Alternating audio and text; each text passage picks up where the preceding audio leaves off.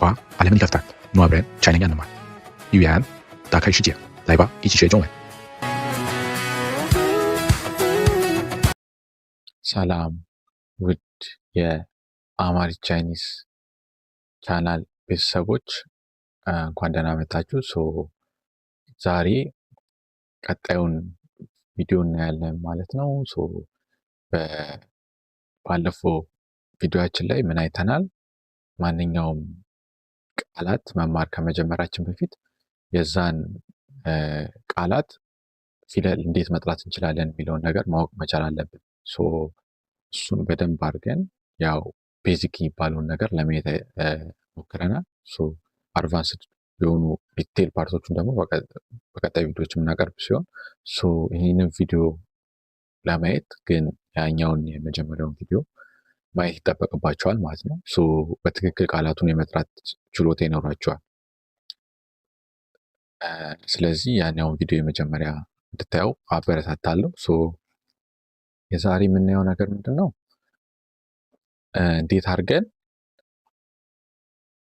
የራሳችንን ማስተዋወቅ እንችላለን የሚለውን ነው። የመጀመሪያው ይሄ ዛሬ የምናየው ክፍል በኤችኤስኬ 3.0 ሌተስት የምንለው ቨርዥን ማለት ነው። አሁን ላይ የእሱን ቻፕተር ኤችኤስኬ 1 ቻፕተር 1 ጀምረን የምናየው ነው የሚሆነው ማለት ነው። የመጀመሪያው ክፍል ዛሬ እናያለን አብረን። የመጀመሪያው ክፍል የሚያጠነጥነው ምን ላይ ነው? በሺያዊው እና በዋንግ ላውሽ መካከል የሚደረግ ንግግር ነው ወይም ደግሞ ኮንቨርሴሽን ነው። ሙሉ ታሪኩ የሚያጠነጥነው በሁለቱ ንግግር ነው የሚሆነው ማለት ነው። እንዴት አድርገን እነዚህን ቃላቶች መጠቀም እንችላለን የሚለውን አብረን የምናይ ነው የሚሆነው ማለት ነው። ስታርት። እንደምታዩት የመጀመሪያው ቃል ሁሌም በቻይነኛ እንዴት አድርገን ሰላም እንላለን ነው። ኒሃው። ኒሃው ማለት እንዴት ነው? ሰላም እንደማለት ነው። ሰላም እንደማለት ነው። እዚህ ጋር አንድ ነገር ነግራችሁ ፈልገው ሁሌም ካያችሁት ካራክተሩ ላይ ሁሌ የሚቀመጥበት ቶኖቹ ባለፈው ቪዲዮ ላይ እንዳየነው ቶኖች አሉ። እነዚህ ቶኖች የሚቀመጡት ሁሌም ቫውል ላይ ነው። ቫውል ማለት እንግሊዝኛ ላይ ቫውሎች አሉ አይደል? ኤ ኢ አይ ኦ የምንለው በቻይነኛም ልክ ይሄ እነዚህ ቫውሎች ላይ ሁሌም ቶኖች ይቀመጣል። ግን የራሱ የሆነ ኦርደር አለው የምናስቀምጥበት። ለምሳሌ እዚህ ጋር እንደምታዩት ሃው ላይ ኤ እና ኦ ሁለቱም ቫውሎች ናቸው። የተቀመጠበት ቦታ ኤ ነው። ይሄ ለምንድን ነው የሚለውን የራሱ የሆነ ህግ አለው። ይህንን ህግ በሌላ ቪዲዮ ይዤላችሁ መጣ ይሆናል። እንዴት አድርገን ቶኖችን ካራክተር ላይ ማስቀመጥ እንችላለን የሚለው የራሱ ስፔሲፊክ የሆነ ሩል አለው። ይህንን በልባችሁ እንድትይዙት ነው። በሌላ ቪዲዮ በደንብ አድርጌ ማቅረብላችሁ ይሆናል። ስንቀጥል ኒሃው ማለት ምንድን ነው አልኩ? ሰላም ማለት ነው ማለት ነው። እኛውን ካየን የሚሆነው ምንድን ነው ማለት ነው? ለምሳሌ እንዴት አድርገን ራሳችን እናስተዋውቃለን ነው። ኒሃው ዋሽ አበበ። እዚህ ጋር ኒሃው ማለት ምንድን ነው? ሰላም እንደማለት ነው። ዋ ሚንስ ደግሞ እኔ እንደማለት ነው። ምንጊዜም እኔ ለማለት ከፈለኩኝ በቻይነኛ ምንድን ነው? ዋ ነው ማለት ነው። ዘን ሽ ሚንስ ነኝ እንደማለት ነው። እንደ ግስ ነው የሚያገለግለው እዚህ ጋር። ዋሽ አበበ ማለት ማለት ነው እኔ አበበ ነኝ እንደማለት ነው ማለት ነው። ስለዚህ እዚህ ጋር እንደምታዩት በአማርኛ ግሱ የመጨረሻው ገላጭነት የሚቀመጠው መጨረሻ ላይ ነው አይደል? በቻይነኛ መሀል ላይ ነው የሚገባው። ዘን መጨረሻ ላይ የሚገባው ባለቤትነቱ የሚያመለክተው ባለቤትነቱ ናውኑ የሚመጣው መጨረሻ ላይ ነው። ለምንድን ነው? በቻይነኛ በካልቸራቸው ውስጥ ሁሌም ይሄ ቅድሚያ የሚሰጡት ለምንድን ነው? ለድርጊቱ ነው። ድርጊቱን በጣም ፎከስ ያደርጉበታል ከባለቤትነቱ ይልቅ። ስለዚህም ነው ሁሌም ይሄ ናውኑ መጨረሻ ላይ የሚያስቀምጡት። እነሱ የሚያስቡት እንዴት ነው? ሁሌም ይሄ ግሱ ወይም ደግሞ ድርጊት ፈጻሚ በጣም ዋና ነው ብሎ ያስባሉ። ድርጊቱ ዋና ነገር ነው ብሎ ያስባሉ ከባለቤቱ። ሁልጊዜም ለዚህ ነው ኦርደሩ እንደዚህ ነው ማለት ነው። ዋሻ አበበ ሁሌም ግሱ መሀል ላይ ይገባል የሚገልጸው። ከዛ መጨረሻ ላይ ደግሞ ባለቤቱ ወይም ደግሞ የምንለው መጨረሻ ላይ ይሄዳል ማለት ነው። ቀጣዩ ወርድ ደግሞ ምንድነው? ዳጃ ነው። ዳጃ ሚንስ ሁሉም እንደማለት ነው። ሶ እዚህ ጋር ዳ ሚንስ ይሄ ሳይዝ ነው። ለምሳሌ ዳ ስንል ትልቅ እንደማለት ነው። ዘን ጃ ደግሞ ማለት ይሄ ጃቲንግ ወይም ፋሚሊ የሚገልጽ ነው። ሶ ዳጃ ሃው ማለት ሁሉም ሰው ወይ ዳጃ ሚንስ ሁሉም ሰው ማለት ነው። ሁሉም እንደማለት ነው። ሶ ኤግዛምፕል ስናይ ለምሳሌ እዚህ ጋር እንደምታዩት ዳጃ ሃው ማለት ዳጃ ሚንስ ሁላችሁም እንደማለት ነው። ዘን ሃው ማለት ደግሞ ሰላም እንደማለት ነው። ሶ ሰላም ሁላችሁም ለማለት ከፈለግ ዳጃ ሃው እንላለን ማለት ነው። ዘን ይሄ ሃው እንደነገርኳችሁ ጥሩ የሚለውን ያመለክትልናል። ሶ እንደ አድጀክቲቭ ነው የሚጠቅመው እዚህ ጋር።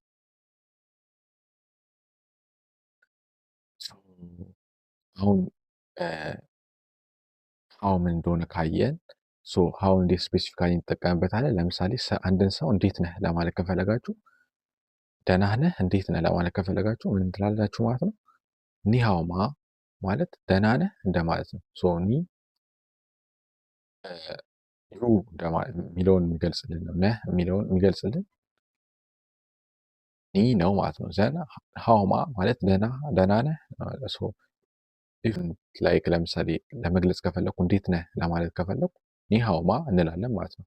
ዘን መልሱ ደግሞ የሚሆነው ምንድን ነው ማለት ነው። ዋህን ሃው እንላለን ማለት ነው። ዋ ሚንስ እኔ ማለት ነው። ዘን ሃው ማለት ደህና ነኝ የሚለውን ይገልጽልናል ማለት ነው። አንድ ሰው ኒሃውማ ብሎ ከጠየቃችሁ መልሱ እንዴት ይሆናል ማለት ነው። ዋህን ሃው ይሆናል ማለት ነው። ወይም ደግሞ አንድ ሰውን ለመጠየቅ ከፈለጋችሁ ምን ትላላችሁ? ኒሃውማ ካላችሁ ያ ሰው ደግሞ ይላችኋል ዋህን ሃው የሚለውን ይገልጻል ማለት ነው። ዘን ቀጣዩ ስቴፕ ደግሞ ምንድን ነው የሚሆነው? ቀጣዩ ቃላችን ምንድን ነው የሚሆነው? ሼሻን የሚለው ነው። ሼሻን ማለት ደግሞ ተማሪ የሚለውን ይገልጽናል ማለት ነው። ካራክተሩ እንደምታዩት ሼሻን አንድ ላይ ሲመጣ እንደዚህ ነው የሚሆነው። ተማሪ የሚለውን ይገልጽልናል። እኔ ተማሪ ነኝ ለማለት ምን እንላለን ማለት ነው? ቀደም እንዳየነው ዋሽ ሼሻን ሽ ሚንስ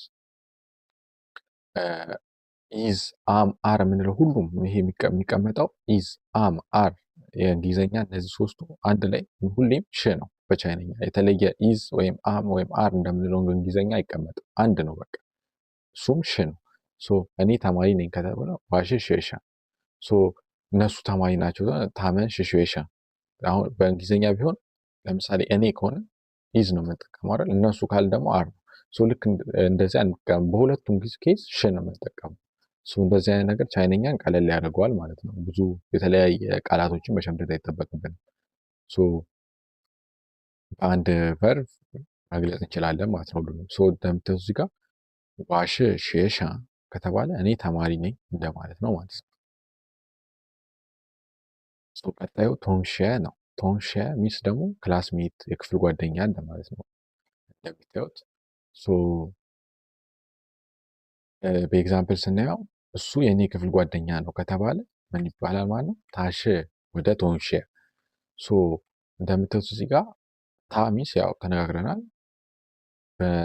አሁንም በቻይነኛ እሷ ለማለት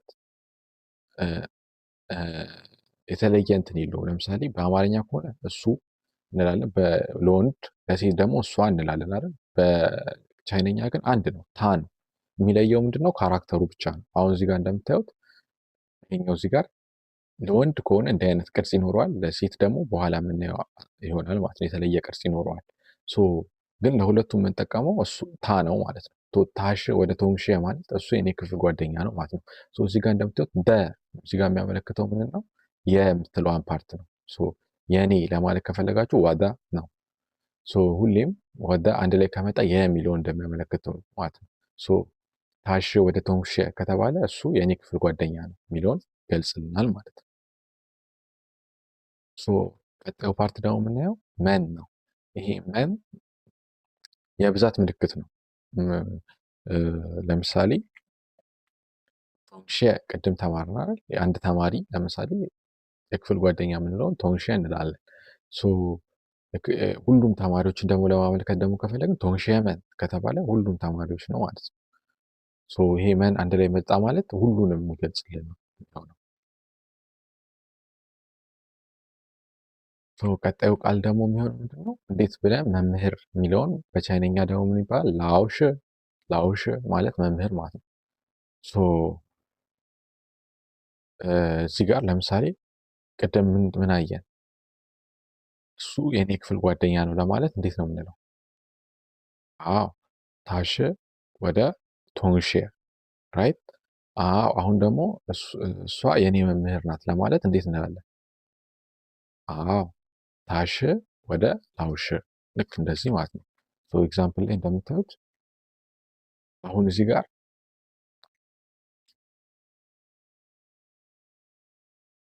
አያችሁት? እዚህ ጋር ታ ቅድም እንዳልኳችሁ ሁለቱም እሱም እሷም ለማለት አንድ አይነት ነው ብያችኋል። ቃላቱ ቅርጹ ብቻ ነው የሚለየው ብያችሁ ነበር። አያችሁት? አሁን እዚህ ጋር የተለየ ቅርጽ ያዘ ማለት ነው፣ ግን ስቲል ታ ነው እሷ ለማለት ማለት ነው። ስለዚህ ታሽ ወደ ላውሽ ማለት እሷ የኔ መምህር ናት። እንደምታዩት ወደ የሚለውን የሚለውን ያገለግላል ብያችኋለሁ። የኔ መምህር ናት ለማለት ታሽ ወደ ላውሽ እንላለን ማለት ነው። ሁሌም እንደምታዩት በአማርኛ ገጹ መጨረሻ ላይ ነው የሚቀመጠው ብያችኋለሁ። በቻይነኛ ግን መሀል ላይ ያስገቡታል ማለት ነው። ለምን? ትኩረት የሚሰጡት ለድርጊቱ ነው ከባለቤቱ ይልቅ ማለት ነው። ቀጣይ ፓርት ደግሞ ምንድን ነው? ኒን ነው። ይሄ ደግሞ አሁን ለምሳሌ አክብሮት ነው፣ የአክብሮት ነው። ለምሳሌ አስተማሪን ስንጠራ ኒ አንልም፣ ኒን ነው። ኒን ሃው። ለምሳሌ የክፍል ጓደኛችሁን ሰላም ለማለት ከፈለጋችሁ እኩል ኤጅ ላይ ያላችሁ ሰው ከሆናችሁ ኒ ሃው ትላላችሁ። ግን ትልቅ ሰውን አስተማሪ የአክብሮት ምልክት ደግሞ ለመስጠት ከፈለጋችሁ ኒን ሃው ነው የምትሉት። ይሄ አክብሮትን ይገልጽልናል ማለት ነው። ትልቅ ሰዎችን ስታገኙ ወይም ደግሞ አስተማሪዎችን ወይም ትልቅ ቦታ ላይ ያሉ ሰዎችን ስታገኙ ምንድነው የምትጠቀሙት? የአክብሮት ምልክት ከሆነ ኒን ሃው ነው የምትሉት፣ ኖት ኒ ሃው።